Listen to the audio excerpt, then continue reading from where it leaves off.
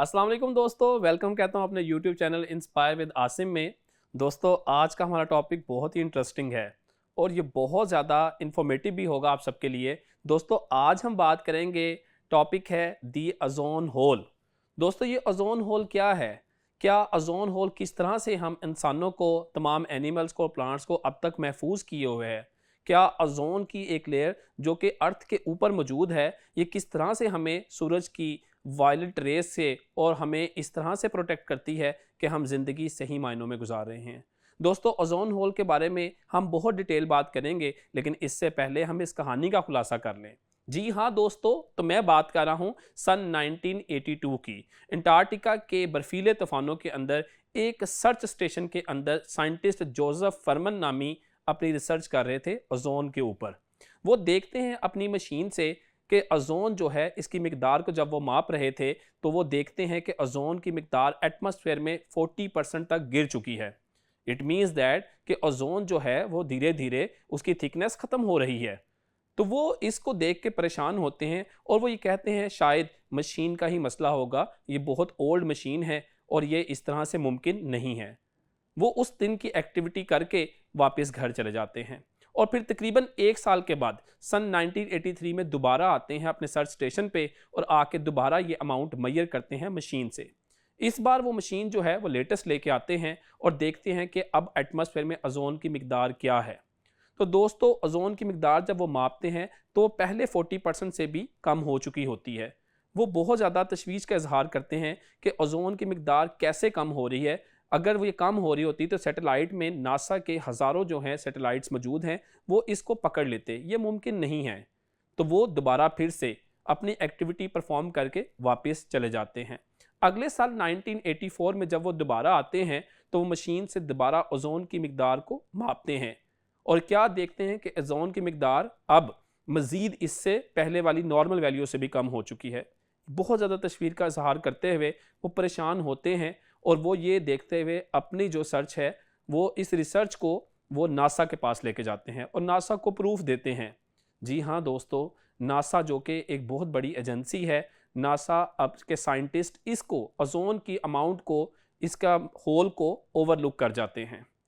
Ozone whole जो है ये अंटार्कटिका के ऊपर धीरे धीरे बढ़ रहा था। उनके सामने जो हकाइक सामने आते हैं उसमें 1979 में एटमॉस्फेयर के ऊपर ओज़ोन लेयर बिल्कुल ठीक है, जबकि 1980, 1981 और 2 के अंदर थोड़ा थोड़ा कुछ ब्लू ब्लू सा दिखाई देता है। देन उसके बाद 1983, 84, 85 में ये प्रॉपर ओज़ोन होल की शक्ल इख्तियार कर जाता है। वो ये देख के परेशान होते हैं कि अगर ओज़ोन होल बढ़ता गया तो ज़मीन के ऊपर रहने वाले तमाम एनिमल्स, प्लांट्स और ह्यूमंस जो हैं वो डिस्ट्रॉय हो जाएंगे और तेज़ी के साथ बीमारियां जो हैं वो फैलना शुरू होंगी। ओज़ोन होल तेज़ी के साथ, जी हाँ, फैल रहा था और ये हम सब लिविंग ऑर्गेनिज्म के लिए बहुत ज़्यादा डेंजरस है। जी तो दोस्तों, ओज़ोन होल को समझने से पहले इसको देखना है कि ओज़ोन बनती कैसे है और ये किस तरह से ओज़ोन जो है क्रिएट हुई। आज से तकरीबन 600 मिलियंस ईयर्स पहले ओज़ोन जो है ये इसकी फॉर्मेशन होती है एटमॉस्फेयर में। ज़मीन के ऊपर तकरीबन 4 लेयर हैं, जिनमें हमारे पास ट्रोपोस्फियर है, स्ट्रेटोस्फियर है, मीज़ोस्फियर और थर्मोस्फियर। ये 4 लेयर ज़मीन के ऊपर मौजूद हैं। जो ओज़ोन है ये एक गैस है जिसका केमिकल फार्मूला O3 है, जबकि ऑक्सीजन का केमिकल फार्मूला दोस्तों O2 होता है और ये हम सब जानते हैं। ओज़ोन जो है ये पहली जो लेयर है ट्रोपोस्फियर, इसके अंदर मौजूद है। ये ज़मीन से तकरीबन 32 किलोमीटर ऊंचाई पे है।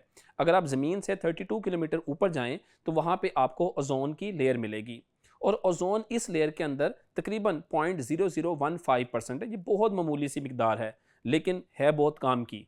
दोस्तों, ओज़ोन जो है ये हमें बहुत ज़्यादा अल्ट्रावायलेट रेस से महफूज करती है, जो कि डायरेक्टली सन से आती हैं। ओज़ोन बनती कैसे है दोस्तों? फोटोलाइसिस का एक प्रोसेस है, इसे हम फोटोलाइसिस रिएक्शंस कहते हैं। सबसे पहले O2 O से मिलके O3 बनाती है। अगर हम बात करते हैं सूरज से आने वाली अल्ट्रावायलेट रेस, तो ये क्या करती हैं, ये ऑक्सीजन के मालिक्यूल को तोड़ती हैं, O2 को ऑक्सीजन एटम में स्प्लिट करती हैं, नेसेंट ऑक्सीजन एटम में, और यही ऑक्सीजन एटम मजीद ऑक्सीजन के मालिक्यूल से मिलके O3 बनाते हैं और ये O3 की मिकदार यहाँ पे मौजूद होती है और ये एक लेयर बनती है और ये लेयर हमें आने वाली सूरज की जो शुआएं हैं अल्ट्रावायलेट, उनसे महफूज रखती है। ओज़ोन की जो लेयर है ये हमें हमारे इम्यून सिस्टम जो है इसको मेंटेन रखवाती है। अगर ओजोन के अंदर होल क्रिएट हो जाए तो दोस्तों ये स्किन कैंसर, आइज का कैंसर, स्किन बर्न्स, कैरेट्स और इस तरह की जो चीज़ें हैं ये हमारे लिए बहुत सी डिजीज़ का बाइस बनेगा और इससे बहुत ज़्यादा नुकसान हो सकता है। तो ओजोन जो है इस कदर हमारे लिए ज़रूरी है। लेकिन जो ओजोन होल है इसको डिस्ट्रॉय करने का मेन सबब क्या है? दोस्तों ओजोन को डिस्ट्रॉय करने का मेन सबब है क्लोरोफ्लोरोकार्बन्स। जी तो दोस्तों आपको सबसे पहले इंटरेस्टिंग बात ये बता दें कि सबसे पहले अगर हम बात करें सूरज से आने वाली अल्ट्रावायलेट रेज की, दोस्तों सूरज से तकरीबन कमोबेश तमाम तरह की रेस जो है वो ज़मीन तक पहुंच रही होती है। इसमें माइक्रोवेव्स हैं, एक्स रेज हैं, अल्ट्रावायलेट्स हैं, गामा रेज हैं, ये तमाम रेस सूरज से डायरेक्टली ज़मीन तक पहुंचती हैं और ज़मीन पे जो ओजोन लेयर है वो फिर हमें इन रेज से महफूज करती हैं। दोस्तों अगर इन रेज का डायरेक्ट जो है ओजोन लेयर से अगर ये गुजर जाएं ओजोन होल के थ्रू तो ये बहुत सी ज़्यादा बीमारियां फैला सकती हैं और कैंसर कॉजिंग होती हैं। दोस्तों अगर मैं बात करता हूँ यहाँ पे इसके अंदर तकरीबन विजिबल रेस भी आती हैं जो कि स्पेक्ट्रम के मुताबिक उनकी जो वेवलेंथ है वो 450 से 750 नैनोमीटर के दरमियान है। दोस्तों जो अल्ट्रावायलेट रेस हैं वो 3 कैटेगरी की हैं, अल्ट्रावायलेट ए, अल्ट्रावायलेट बी और अल्ट्रावायलेट सी, जो कि सबसे कम वेवलेंथ की अल्ट्रावायलेट ए है। तो यहाँ पे सबसे पहले हम बात करते हैं ओजोन की लेयर की। वो अल्ट्रावायलेट सी कैटेगरी की जो रेस हैं उनको यहाँ से आगे ज़मीन तक आने नहीं देती, जबकि बी और सी यहाँ से पास कर जाती हैं। लेकिन जो स्किन ग्लास हैं, ठीक है, वो क्या करते हैं, वो अल्ट्रावायलेट बी को प्रोटेक्ट करते हैं। बहुत सी सन ब्लॉक क्रीम्स जो हैं उनमें ऐसे इंग्रेडिएंट्स ऐड किए जाते हैं जो कि हमें इन रेस से बचाते हैं और हम जो है मुख्तलिफ बीमारियों से बचते हैं। तो ये दोस्तों इंटरेस्टिंग फैक्ट है कि ओजोन की बदौलत ही हम जो है बहुत सी बीमारियों से महफूज रहते हैं। जी तो दोस्तों मैं आपको बड़े इंटरेस्टिंग फैक्ट बताता हूँ यहाँ पे। सन 1839 में स्विट्ज़रलैंड के एक यूनिवर्सिटी बाज़ल में शोन बाय साइंटिस्ट ने सबसे पहले इलेक्ट्रोलिसिस का प्रोसेस किया। उसने यहाँ पे देखा कि वो बिजली की मदद से वाटर के मालिक्यूल को जब तोड़ता है, डिस्ट्रॉय करता है, तो वहाँ देखता है कि उसको एक स्मेल आती है किसी गैस की। उसने इस गैस की स्मेल को बड़ा अजीब सा महसूस किया और उसने इसको नाम दे दिया ozone. The word ozone derive from ozein smell, यानी कि स्मेल के ऊपर ही इसका नाम ओजोन रख दिया गया। और ये बड़ा इंटरेस्टिंग फैक्ट था यहाँ पे कि उसने ओजोन को इस तरह से डिस्कवर किया। दोस्तों 1921 में ये डिस्कवर हुआ कि जब भी कोई रेनी सीजन के अंदर थंडरस्टॉर्म्स वगैरह आते हैं तो एक अजीब सी खुशगवार सी आपको एक स्मेल सी महसूस होती है। बेसिकली वो ओजोन ही है। ओजोन वैसे तो हमें सूरज से आने वाली ultraviolet rays, X rays, gamma rays से महफूज रखती है, लेकिन अगर ओजोन जो है वो यहाँ पर हम प्रोड्यूस करें ज़मीन के ऊपर तो ये हमारे लिए बहुत ज़्यादा टॉक्सिक हो सकती है, डेंजरस हो सकती है इंसानों के लिए। तो दोस्तों इसके बाद 1921 में एक फिजियोलॉजिस्ट आते हैं डॉब्सन, और वो डॉब्सन जो है इसकी कंसंट्रेशन एटमॉस्फेयर में मैयर करने का तरीका बताते हैं कि किस तरह से इसको एटमॉस्फेयर में मैयर किया जा सकता है। स्पेक्ट्रोफोटोमीटर जो है, डॉब्सन स्पेक्ट्रोफोटोमीटर इंट्रोड्यूस करवाया जाता है जो कि ओजोन की कंसंट्रेशन को मैयर करने के लिए इस्तेमाल किया जाता है। जी तो दोस्तों अगर मैं बात करता हूँ ओजोन की, तो ओजोन हमारे पास दो तरह की है। एक ओजोन हमारे पास है गुड ओजोन और एक है बैड ओजोन। दोस्तों गुड ओजोन उसको कहा जाता है जो कि एटमॉस्फेयर के अंदर हमारे पास एक लेयर की शक्ल में मौजूद है। ओजोन जो है इसको डॉब्सन साइंटिस्ट ने सबसे पहले इसकी कंसंट्रेशन को मैयर किया और डॉब्सन यूनिट्स में हम इसको मैयर करते हैं। एटमॉस्फेयर के अंदर जो ओजोन की एक नॉर्मल क्वांटिटी है वो हमारे पास 300 से लेके तकरीबन 500 के करीब डॉब्सन यूनिट होती है और इसकी थिकनेस 3 मिलीमीटर से लेकर 5 मिलीमीटर तक होती है। दोस्तों ये गुड ओजोन कहलाती है जो कि सन से आने वाली अल्ट्रावायलेट और एक्स रेज और गामा रेज से हमें महफूज रखती है। जबकि बैड ओजोन हम उसे कहते हैं जो कि हमारे पास इस टाइम अर्थ के अंदर मौजूद है, जो ज़मीन पर मौजूद है, वो हमारे लिए टॉक्सिक है और वो कई तरह की डिजीज़ कॉज कर सकती है। दोस्तों बेशक मिकदार में वो कम है लेकिन है हमारे लिए ख़तरनाक। कई लोग तो ये सोचते हैं कि ये ओजोन जो ज़मीन में प्रोड्यूस हो रही है ये ऊपर जाके एटमॉस्फेयर की जो ओजोन है उससे मिल जाएगी और मज़ीद जो है ये लेयर की थिकनेस बढ़ेगी, जबकि ऐसा नहीं होता। दोस्तों ये ओजोन किस तरह से होल क्रिएट कर रहे हैं, ओजोन होल कैसे प्रोड्यूस होता है, इसमें मेन रीज़न है नाइट्रिक ऑक्साइड्स का। जो नाइट्रोजन मोनोऑक्साइड जो गैस है जो कि हमारे पास अक्सर गाड़ियों के धुएं से जो है ये नाइट्रिक ऑक्साइड्स जो है, और इसके अलावा इंडस्ट्रीज़ की चिमनी से जो धुआं निकलता है वहाँ से ये ऑक्साइड्स, क्लोरोफ्लोरोकार्बन्स, ठीक है, ये सब के सब वो अनासिर हैं जो कि ओजोन होल प्रोड्यूस कर रहे हैं। और जिस तरह से ओजोन होल प्रोड्यूस हो रहा है इन अनासिर की वजह से, इन ह्यूमन एक्टिविटीज़ की वजह से, वो हम सब के लिए बहुत ज़्यादा ख़तरनाक है। दोस्तों ऐसी इंटरेस्टिंग वीडियो, इन्फॉर्मेटिव वीडियो के लिए हमारे चैनल को सब्सक्राइब करें, कमेंट करें, लाइक करें, ताकि हम मज़ीद अच्छी वीडियोस आपके साथ शेयर कर सकें। आप सबके टाइम का बहुत शुक्रिया। अपना ख्याल रखिएगा। अल्लाह हाफिज़। अस्सलाम वालेकुम दोस्तों, वेलकम कहता हूँ अपने YouTube channel inspire with Asim में।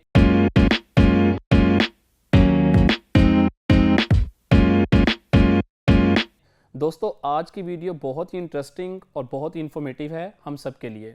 दोस्तों आज मैं बात करूंगा आपकी सेहत की। दोस्तों हम सभी अपनी सेहत को लेकर बहुत ज़्यादा कॉन्शियस और हम चाहते हैं कि हम एक बैलेंस लाइफ गुजारें विद बैलेंस डाइट।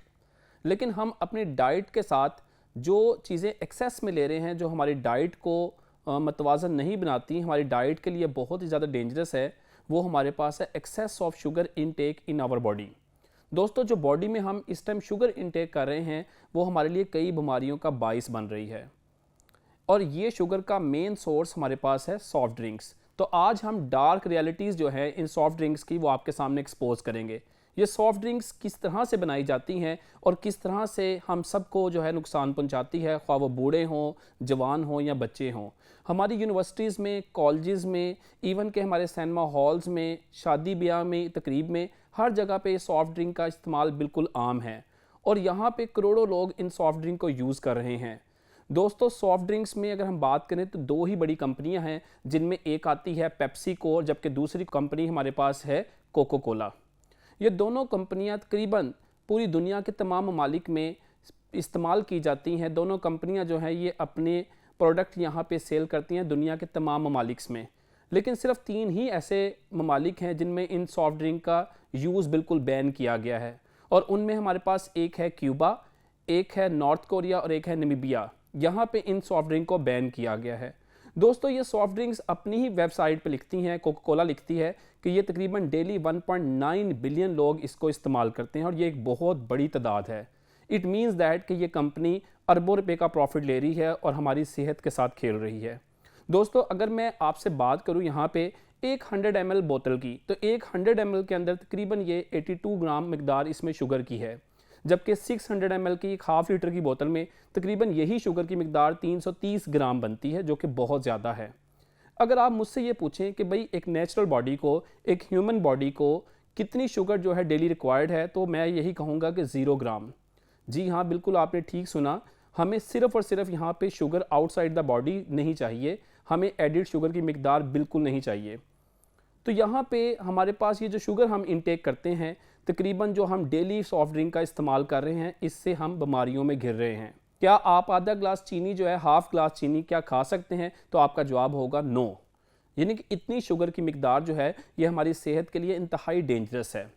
दोस्तों यहाँ पे हमारे पास जो शुगर की मिकदार की अगर हम बात करते हैं, ये इसको एडिड शुगर कहते हैं। 2 तरह की शुगर है, एक हमारे पास है एडिड शुगर और एक है नेचुरल शुगर।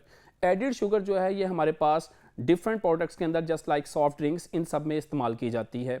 जबकि जो नेचुरल शुगर है वो मिल्क के अंदर लैक्टोज की शक्ल में, और फ्रूट्स, जो फल फ्रूट्स हैं, इनमें फ्रूट्स के अंदर ये फ्रुक्टोज की शक्ल में होती है। आप मुझसे अगर ये सवाल करें कि हमें शुगर की कितनी मिकदार रिक्वायर्ड है एक ह्यूमन बॉडी को, तो एक ह्यूमन बॉडी को अगर आप मुझसे पूछें तो यहाँ पे एडिड शुगर हमें 0% चाहिए, 0 ग्राम।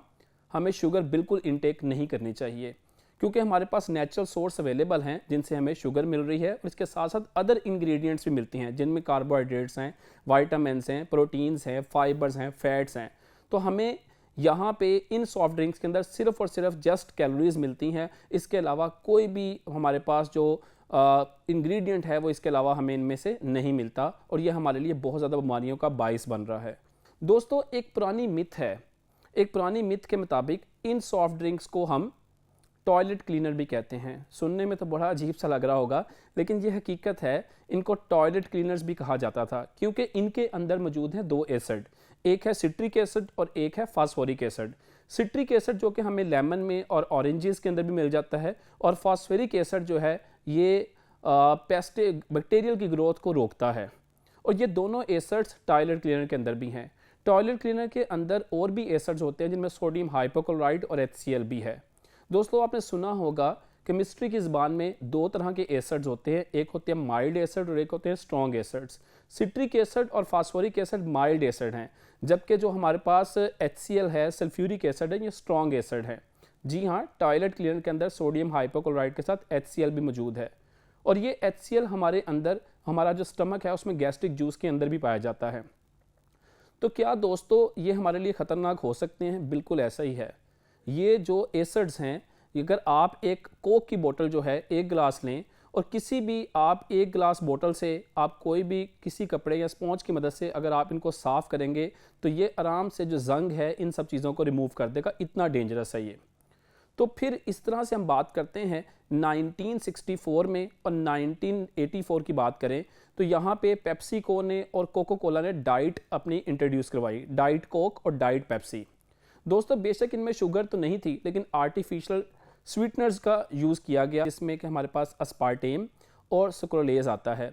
दोस्तों अस्पार्टेम के बारे में अगर मैं बात करूँ तो मुख्तलिफ जो पेपर्स हैं, मुख्तलिफ जो माहिरीन हैं, उनका कहना यह है कि अस्पार्टेम कैंसर काजिंग होता है और ये कैंसर काज करता है।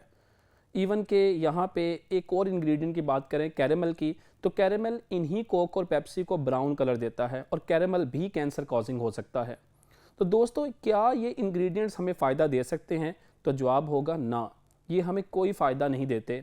इवन के इस शुगर इंटेक से हमारे अंदर बहुत सी बीमारियां बढ़ रही हैं, जिनमें सबसे बड़ी बीमारी ओबेसिटी है, जिसमें मोटापा कहते हैं, और डायबिटीज़ 2 शुगर का जो है मर्ज़ का बढ़ना। इससे शुगर बढ़ रही है बड़ी तेज़ी के साथ। और इसके साथ साथ यहाँ पे लिवर का कैंसर, जिगर का कैंसर, जॉइंट पेन, जोड़ों का दर्द, और इसके अलावा यहाँ पे हार्ट डिजीज़, इमराज़ दिल, ये सारे के सारे मर्ज़ बढ़ रहे हैं। ये स्किन एजिंग काज करती है। ये बिल्कुल भी हमारे लिए फ़ायदा मंद नहीं है। इवन के हमारे बच्चे, बड़े और हमारे बूढ़े जो हैं, बुज़ुर्ग हैं, वो इन बॉटल्स का इस्तेमाल कर रहे हैं, जिसकी वजह से यहाँ पे बीमारियाँ बढ़ती जा रही हैं। तो प्लीज़ अपनी फैमिली का, अपने बच्चों का ख्याल रखें और ये सॉफ्ट ड्रिंक से अवॉइड करें। और मैक्सिमम जो लाइफ है वो आप नेचुरल फ्रूट्स और मिल्क के ऊपर डिपेंडेंट हों, ताकि आप जो शुगर है वो नेचुरली इंटेक कर सकें। उम्मीद है ये वीडियो आपके लिए बहुत ज़्यादा फ़ायदेमंद साबित होगी और आप इसे अपने दोस्तों, अपने फैमिली मेम्बर्स और अपने फ्रेंड्स के साथ ज़रूर शेयर करेंगे। वीडियोस को ज़्यादा से ज़्यादा लाइक करें, शेयर करें, कमेंट करें, ताकि ये दूसरों के लिए भी रहनुमाई का सबब बने और वो एक अच्छी लाइफ गुजार सकें। अपना बहुत सा ख्याल रखिएगा। अल्लाह हाफिज़। अस्सलाम वालेकुम दोस्तों, वेलकम कहता हूँ अपना YouTube channel inspire with Asim में।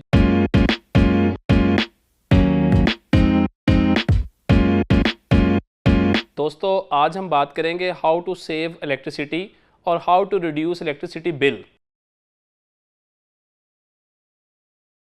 दोस्तों आजकल ये बड़ा हॉट टॉपिक है कि जो गर्मी की शिद्दत है वो बढ़ती जा रही है और वापडा के भारी भरकम बिल जो है वो आवाम के ऊपर एक बहुत बड़ा बोझ है। तो हमें ये देखना है कि हम किस तरह से इलेक्ट्रिसिटी सेव कर सकते हैं और इन बिल्स को कैसे रिड्यूस किया जा सकता है।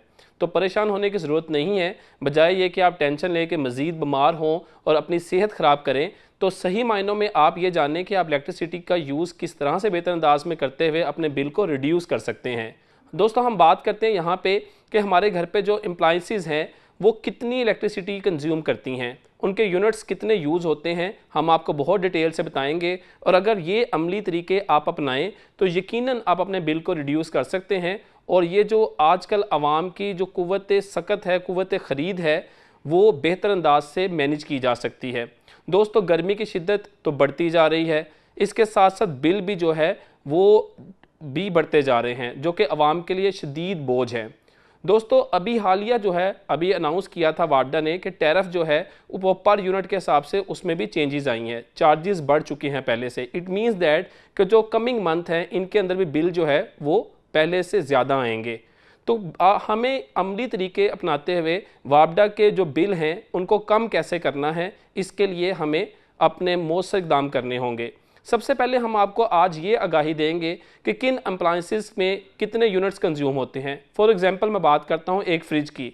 अगर एक फ़्रिज घर पे 24 घंटे चले तो वो तकरीबन 118 यूनिट जो है वो कंज्यूम करती है, 118 यूनिट्स। और हमें ये देखना है कि हम किस तरह से जो बिजली का सही इस्तेमाल करते हुए इन जो फ्रिज है उसके 118 यूनिट किस तरह से कम कर सकते हैं। तो दोस्तों अगर आप फ्रिज को शाम 5 से लेकर रात 10 बजे तक बंद रखें और सुबह 7 से लेकर 9 बजे तक ऑफ़ रखें, तो फ्रिज के ऑफ़ करने पर इतने टाइम में ही 50 यूनिट जो है इसमें कमी आती है। 118 यूनिट्स में से 50 यूनिट आप माइनस कर लें, तो फ्रिज में परेशानी फिर ये आती है कि अगर हम फ्रिज को बंद करते हैं तो बहुत सी चीज़ें ख़राब हो सकती हैं। तो दोस्तों दूध, गोश्त और सालन वगैरह इनको आप फ्रिज के ऊपर वाले खाने में रखें, और फ्रूट वगैरह इस तरह से बाकी चीज़ें जो हैं वो कम मिकदार में लेके आएँ, जो डेली रोज़मर्रा या 1-2 दिन के अंदर यूज़ हो जाएँ। तो इस तरह से भी हम बचत कर सकते हैं। अगर दोस्तों हम बात करते हैं पंखों की, तो 3 पंखे छत वाले अगर डेली चलें 24 घंटे तो पूरे 1 माह में तकरीबन 90 के करीब इनके यूनिट्स इस्तेमाल होते हैं। और दोस्तों अगर आप पंखे जो हैं या तो इनकी बचत करें, आप पंखे जो हैं वो इन्वर्टर फैंस लेके आएँ जो कि कम बिजली कंज्यूम करते हैं, या फिर आप तमाम घर वाले कोशिश करें कि आप 1 से 2 पंखे इस्तेमाल करें, तो कम से कम 20 यूनिट का फ़र्क आपका यहीं से होगा। इसके साथ साथ एक बल्ब जो है वो 100 वाट का होता है, उसकी जगह आप एनर्जी सेवर यूज़ करें। दोस्तों इस्त्री का इस्तेमाल, आयरन का इस्तेमाल आप सुबह के औकात में करें क्योंकि वो पीक आवर्स नहीं है, और इससे भी तकरीबन 35 के करीब यूनिट इस्तेमाल होंगे। छोटी बड़ी एहतियात करके आप इन एप्लाइंसेस के यूनिट्स का इस्तेमाल देखते हुए अगर आप सही मायनों में इनका इस्तेमाल करें, सही ट्रैक पे इस्तेमाल करें, तो बिजली के बिल काफ़ी हद तक हम कम कर सकते हैं। इसी तरह से दोस्तों अगर हम बात करते हैं यहाँ पे लाइट्स की, तो आप बालकनी की लाइट्स, ठीक है, टेरेस की लाइट्स, गैराज की लाइट्स आप कम से कम इस्तेमाल करें। दोस्तों ये वो सब हमारे पास अमली हरबे हैं जिनको इस्तेमाल करते हुए हम अपने बिल और रिड्यूस कर सकते हैं, इलेक्ट्रिसिटी सेव कर सकते हैं। आने वाली टेक्निक्स जो हैं, जो कि आजकल बड़ा हॉट इशू है, सोलर पैनल्स। दोनों सोलर पैनल इस्तेमाल करें, आप घर पे सोलर लगवाएं, जितनी सख्त आपके पास है 2 kVA, 3 kVA, 5, 10 kVA सोलर लगाने से आप मैक्सिमम जो है वो अपनी बचत कर सकते हैं, और इस तरह से बिजली के बिल कम से कम हो सकते हैं। वापडा जो है इसके टैरिफ में चेंज आ चुका है, वापडा के बिल आने वाले मंथ में बढ़ेंगे, कम नहीं होंगे। तो हमें खुद के तरीक़ाकार को बदलना होगा ताकि हम जो है इलेक्ट्रिसिटी भी सेव करें और बिल भी रिड्यूस करें। दोस्तों ये थी बड़ी आज की interesting information, how to save electricity. आप हमारे चैनल को सब्सक्राइब करें, कमेंट करें, लाइक करें, बेल आइकन का बटन प्रेस करें ताकि आपको लेटेस्ट इन्फॉर्मेशन और न्यू वीडियोस मिलें। आप सबके वक्त का बहुत शुक्रिया, अपना ख्याल रखिएगा, अल्लाह हाफिज़। अस्सलाम वालेकुम दोस्तों, वेलकम कहता हूं अपने YouTube channel inspire with Asim में। दोस्तों आज जिस कहानी का हम खुलासा करने जा रहे हैं वो है टाइटन आबदोस। दोस्तों आज से ठीक 1 साल कबल 18 जून 2023 को आपने टाइटन आबदोस के लापता होने की खबर सुनी होगी। तो आज हम बताएंगे कि वो टाइटन आबदोस किस तरह से लापता हुई और उसका मलबा कैसे मिला। दोस्तों टाइटन आबदोस ओशन गेट नामी कंपनी ने डिज़ाइन की। इसमें 5 मुसाफिरों की गुंजाइश है। जब वो सफ़र पर निकलते हैं तो इसमें साइंसदान और सियाह शामिल हैं। ये टाइटन आबदोस समुंदर की गहराई में तकरीबन 4000 मीटर की गहराई में जा सकती है। सबमरीन आबदोस टाइटन जो है ये ओशन गेट नाम कंपनी ने इस तरह से डिज़ाइन की गई कि इसकी सपोर्ट के लिए एक जहाज़ की ज़रूरत होती है जो कि सतह समुंदर के ऊपर रहता है, जो इसको सपोर्ट करता है और सिग्नल देता है। दोस्तों आपने इस वीडियो में देखा होगा कि प्रिंस पोलार नामी जहाज़ इसकी सपोर्ट के लिए ऊपर सतह समुंदर पर मौजूद है। ये वाक़या है 18 जून 2023 का, सुबह 9:30 का टाइम है, और ये आबदोस गहराई में, समुंदर की गहराई में जाती है। इसमें 5 मुसाफिर सवार हैं जिसमें साइंसदान और सियाह शामिल हैं। इन्होंने ठान ली है कि यह टाइटैनिक जहाज़ का मलबा देखने नीचे जाएंगे। टाइटैनिक वही जहाज़ है जो तकरीबन आज से 100 साल कबल समुंदर में लापता हुआ और इस तरह से कई हज़ारों लोगों की अमवात हुई। ये एक बहुत महंगा और कीमती शौक है कि इन 5 मुसाफिरों ने यह ठान ली कि हम इसका मलबा देखने नीचे ज़ेरे समुंदर जाएंगे। दोस्तों जब ये सबमरीन टाइटन 18 जून 2023 को सुबह 9:30 बजे समुंदर की गहराई में उतरती है तो हर 15 मिनट के बाद ये ऊपर पोलार प्रिंस नामी जहाज़ को सिग्नल भेजती है। ऑलमोस्ट तकरीबन 2 घंटे का वक्त गुजर गया और ये हर 15 मिनट के बाद ऊपर सिग्नल पोलार नामी प्रिंस जहाज़ को भेज रही थी। वो जहाज़ इनकी रहनुमाई करता था और डायरेक्शंस देता था, लेकिन ठीक 2 घंटे के बाद अचानक से इनका राब्ता पोलार नामी प्रिंस जहाज़ से मुनक़ता हो गया और ये आबदोस लापता हो गई। वहाँ पे ऊपर जहाज़ में सवार, पोलार नामी प्रिंस जहाज़ में सवार लोगों ने कहा कि अब हम मदद की अपील करते हैं, और उन्होंने कोस्टल गार्ड यूएसए से राब्ता किया, जिन्होंने 4 दिन की अनथक मेहनत से इसका पता लगाया। इसमें तमाम तर वसाइल बरवकार लाए गए, जिसमें हेलीकॉप्टर्स, जिसमें रिबोट्स, जिसमें छोटी बड़ी शिप्स, तमाम तर का इस्तेमाल किया गया ताकि इनको, इस आबदोस को पता लगाया जाए कि कहाँ पर है। 4 दिन की मसाफत के बाद जब वो गहराई में उतरे तो उन्हें ये टाइटन आबदोस का मलबा मिला। नाज़रीन, आपको एक बात बताता चलूँ, समुद्र की गहराई में तकरीबन 160 मीटर तक स्कूबा डाइवर्स डाइव करके किसी भी रेस्क्यू ऑपरेशन का इस्तेमाल कर सकते हैं। लेकिन अगर हम 650 की मीटर की गहराई पे जाएँ, 650 मीटर्स की गहराई में जाएँ, तो यहाँ पे सनलाइट नहीं आती। लेकिन अगर आप इससे मज़ीद नीचे जाएँ, तकरीबन 3800-150 मीटर की गहराई पे जाएँ, तो वहाँ पे ये टाइटैनिक का मलबा मौजूद था। अगर हम इससे मज़ीद नीचे गहराई पे जाते हैं, 8000 मीटर की बुलंदी गहराई में, 12,000 मीटर की गहराई में, 16,000 मीटर की गहराई में, तो यहाँ पे हमें कोई भी सनलाइट नहीं पहुँचती और यहाँ का टेम्परेचर तकरीबन 4 डिग्री सेल्सियस है। तो दोस्तों, वहाँ पे हुआ ये कि जब ये 4000 मीटर की गहराई से ज़्यादा नीचे जाती है आबदोज़ टाइटन, तो इस पे पानी का दबाव इस कदर था कि जो सतह समुद्र से तकरीबन 600 गुना ज़्यादा था, जिसके दबाव से ये टाइटन आबदोज़ रेज़ा रेज़ा हो गई और मलबे का ढेर बनी, और वही मलबा ठीक 4 दिन बाद मिला। तो दोस्तों, इसके बाद से बाकी आबदोज़ के बारे में भी, गहराई के बारे में भी ऑपरेशंस शुरू हुए और ये मज़ीद बेहतर सिस्टम को इंट्रोड्यूस करवाने में लग गए कि क्यों आबदोज़ जो है ये पानी का दबाव बर्दाश्त ना कर सकी। दोस्तों, ये थे मिस्ट्री कि वो लोग कहाँ गए, कैसे उसके आबदोज़ के टुकड़े टुकड़े हुए और क्या उसकी रीज़न बनी। अल्लाह हम सब का हामी नासिर हो। अल्लाह हाफिज़। अस्सलाम वालेकुम दोस्तों, वेलकम कहता हूँ अपने YouTube channel inspire with Asim में। दोस्तों, आज हम बात करेंगे वर्ल्ड कप T20 फाइनल की। हम सब जानते हैं कि फाइनल में साउथ अफ्रीका का मुकाबला इंडिया से हुआ। दोस्तों, इंडिया अब तक के वर्ल्ड कप में तीसरी बार क्वालिफाई कर चुका है, जबकि साउथ अफ्रीका किसी भी वर्ल्ड कप के फाइनल में पहली मरतबा पहुंचा। दोस्तों, फाइनल मैच जैसा कि तवक्को की जा रही थी कि बेहतरीन खेला जाएगा और एक बेहतरीन खेल पेश किया जाएगा दोनों टीमों की जानिब से, और वैसा ही हुआ। सबसे पहले हम बात करते हैं इंडिया की तरफ से। तो इंडिया ने पहले खेलते हुए 176 रन का टारगेट दिया। इंडिया के बैटर्स ने बेहतरीन परफॉर्मेंस दी और उनमें सरफहरिस्त विराट कोहली रहे। विराट कोहली जो कि पूरे वर्ल्ड कप के अंदर बेहतरीन खेल ना पेश कर सके, लेकिन इस वर्ल्ड कप के फाइनल में उन्होंने 76 रन की 4 आना इनिंग खेलते हुए अपने आप को साबित किया कि वाकई ही वो क्रिकेट के किंग है। इसी तरह से अगर बात की जाए इस फाइनल वर्ल्ड कप के अंदर, तो इनके साथ दिया अक्षर पटेल ने और 47 रन की बेहतरीन इनिंग खेली। दोस्तों, रोहित शर्मा भी बहुत नुमाया रहे और उन्होंने पूरे वर्ल्ड कप के टूर्नामेंट में 3 50s की, जो कि अशद जरूरत थी, और अपने आप को मनवाया। टोटल स्कोर उनका 257 रहा और वो बेहतरीन बल्लेबाज का टाइटल जीता। इसी तरह से दोस्तों, अगर हम बात करते हैं इंडियन बैटर्स की, तो वो बेहतरीन खेल पेश करते हुए उन्होंने टीम इंडिया को सपोर्ट किया और फाइनल तक पहुंचाया और फाइनल में भी बेहतरीन खेल पेश किया। जबकि इसके बरक्स अगर साउथ अफ्रीका की बात की जाए, तो साउथ अफ्रीका ने 170 रन के ताकुब के अंदर बेहतरीन बैटिंग का मुजाहिरा किया।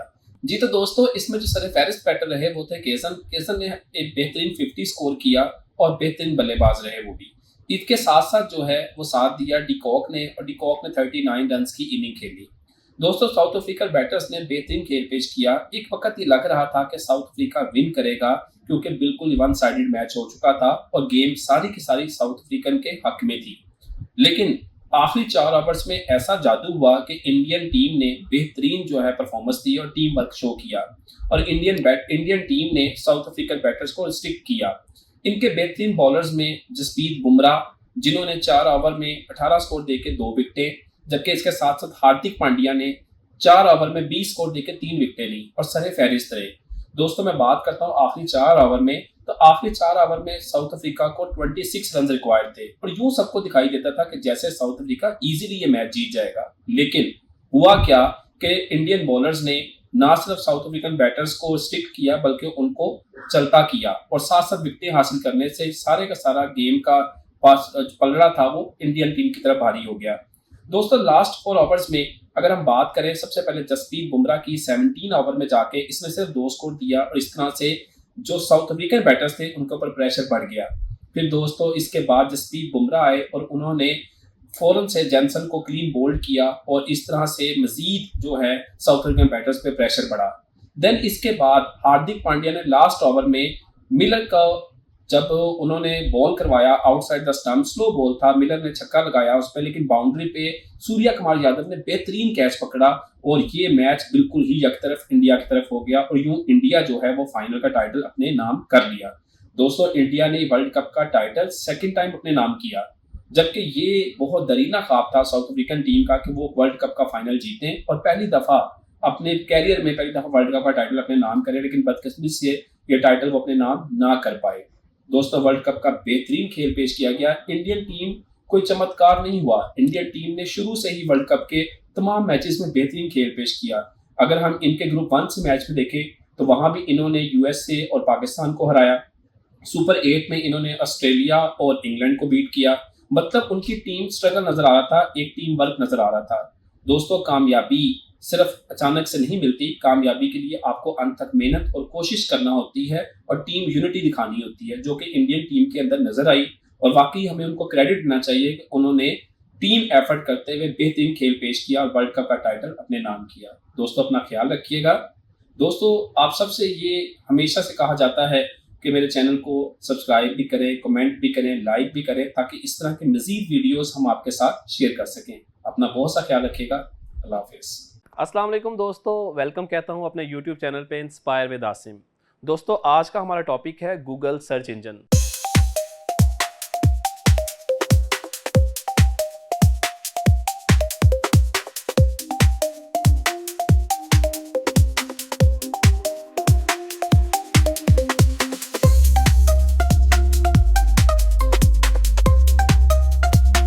दोस्तों हम सब ने तो ये सुना होगा कि गूगल जो है एक बहुत बड़ा सर्च इंजन है जो कि आजकल हर लैपटॉप, हर मोबाइल, हर कंप्यूटर सिस्टम के अंदर मौजूद है।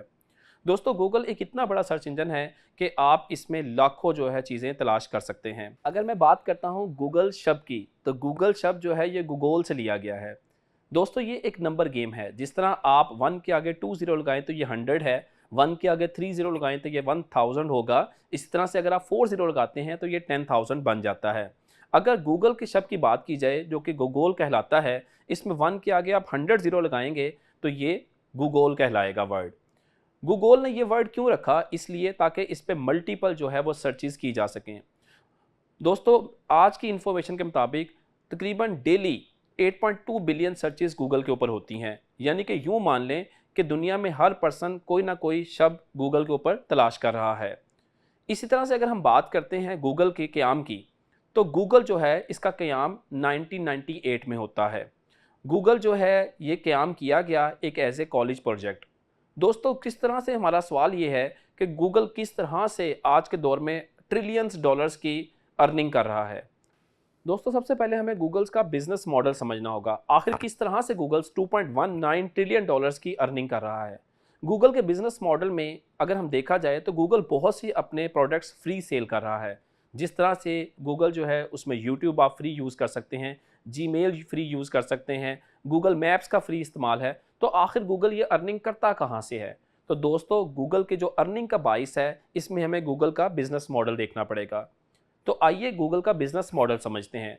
दोस्तों गूगल की अगर बात की जाए तो गूगल अपनी 2.19 ट्रिलियन डॉलर्स की जो अर्निंग कर रहा है उसमें सबसे ज़्यादा की रोल जो प्ले कर रहा है वह गूगल एड्स हैं। गूगल 1.62 बिलियन डॉलर्स की अर्निंग यहाँ से करता है, जबकि नंबर 2 पे गूगल नेटवर्क एड्स आते हैं जो कि 11.25 बिलियन डॉलर्स की अर्निंग देते हैं। तीसरे नंबर पे यूट्यूब आता है जो 10.6 बिलियन डॉलर्स की अर्निंग देता है। और नंबर 4 पे गूगल प्ले स्टोर से गूगल ऐप्स जो हैं वो 10.5 बिलियन डॉलर का कंट्रीब्यूशन करता है। इसके साथ साथ दोस्तों बहुत से गूगल्स के ऐसे की पॉइंट्स हैं जो कि गूगल्स की अर्निंग का बाइस बनते हैं। लेकिन ये ज़रूरी नहीं है कि गूगल्स ने हमेशा कामयाब प्रोजेक्ट दिए। गूगल ने बहुत से नाकाम प्रोजेक्ट्स पे दिए, जिसमें गूगल हैंगआउट्स हैं, जिसमें गूगल फेसबुक ऐप है, जिसमें गूगल्स की अगर हम बात की जाए तो गूगल के गूगल ग्लास है, गूगल वेव्स है, गूगल पिक्सल है। ये सब वो नाकाम प्रोजेक्ट हैं। दोस्तों ये बात ठीक है कि कामयाब होने के लिए 100 नाकामियों से गुजरना पड़ता है। गूगल ने बहुत से कामयाब प्रोजेक्ट्स दिए, लेकिन उसके साथ साथ बहुत से नाकाम प्रोजेक्ट्स भी हैं। गूगल की अर्निंग का मेन सोर्स ये है। तो ये थी वो मिस्ट्री जो हमने आप लोगों को बताई कि गूगल किस तरह से अर्निंग कर रहा है और उसकी अर्निंग का सोर्स क्या है। बहुत शुक्रिया। अस्सलाम वालेकुम दोस्तों, वेलकम कहता हूँ अपने YouTube channel inspire with Asim पे। दोस्तों आज जिस कहानी का हम खुलासा करने जा रहे हैं उसका नाम है बरमूदा ट्रायंगल।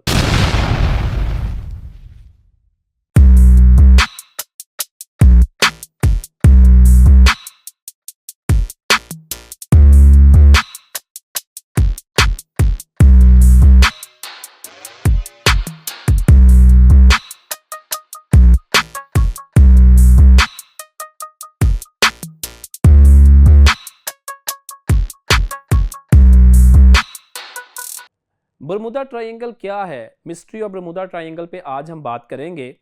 दोस्तों ये वाक़या है सन 1945 का। टाइम है 2:10 दोपहर के टाइम। फ्लोरिडा नेवी पोर्ट से 5 लड़ाका त्यारे टॉर्पीडो अपनी उड़ान भरते हैं। ये डेली का रूटीन वर्क है, उनका ट्रेनिंग मिशन है कि वो डेली की मशक़ें करते हैं।